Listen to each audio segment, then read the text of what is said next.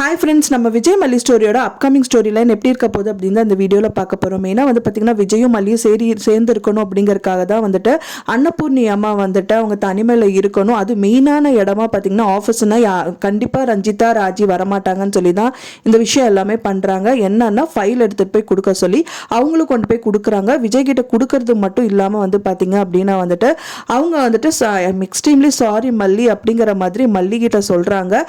சாரியா, extremely sorry எல்லாம் கிடையாது, நான் வந்து என்னோட கண்ட்ரோல் மீறி இருக்கிறேன் அப்படிங்கிற மாதிரி விஜய் சொல்கிறாரு.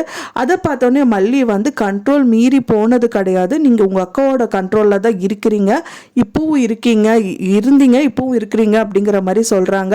அண்ட் தென் வந்துட்டு அங்கேருந்து கிளம்பலாம் அப்படின்னு சொல்லிட்டு மல்லி கிளம்பும் போது அவங்களோட சாரீ வந்து அந்த சேரில் சிக்கிடுது. நான் எடுத்து கொடுக்குறேன் மல்லின்னு சொல்லிட்டு எடுத்து கொடுக்குறாங்க. திரும்பவும் அவங்களுக்கு வந்துட்டு 2 பேரும் தலையை முட்டி வந்துட்டு பார்த்தீங்கன்னா ரொமான்ஸ் வந்து ஸ்டார்ட் ஆகுதுன்னு சொல்லலாம். விஜய் கிட்ட வந்து பார்த்தீங்கன்னா அவங்க மேனேஜர் பேசுறாங்க. சார், நீங்க வந்து கனடா வந்து கன்ஃபார்ம் ஆயிருக்கு, விசா கன்ஃபார்ம் ஆயிருந்தா AK 960 ஃபிளைட்ல தானே நீங்க போயிருப்பீங்க அப்படிங்கிற மாதிரி சொல்றாங்க. ஆமா அப்படிங்கிற மாதிரி விஜய் சொல்றாரு. ஸோ அந்த ஃபிளைட் வந்து இப்போ கிராஷ் ஆயிடுச்சு சார் அப்படிங்கிற மாதிரி வந்துட்டு அவர் சொல்றாரு.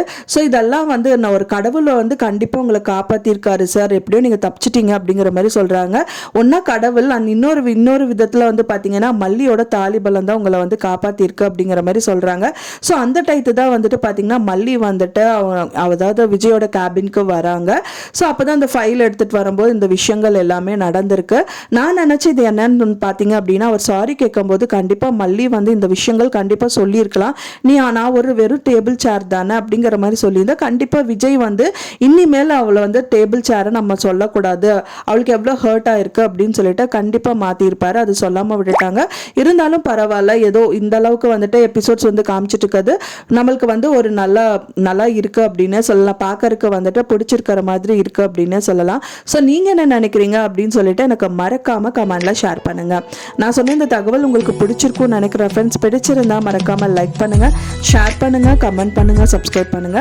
மேலும் இன்னொரு மல்லி சீரியல் அப்டேட்டோட நெக்ஸ்ட் மீட் பண்றேன். தேங்க்ஸ் ஃபார் வாட்சிங் மை வீடியோ ஃப்ரெண்ட்ஸ். நெக்ஸ்ட் வீடியோல பார்க்கலாம்.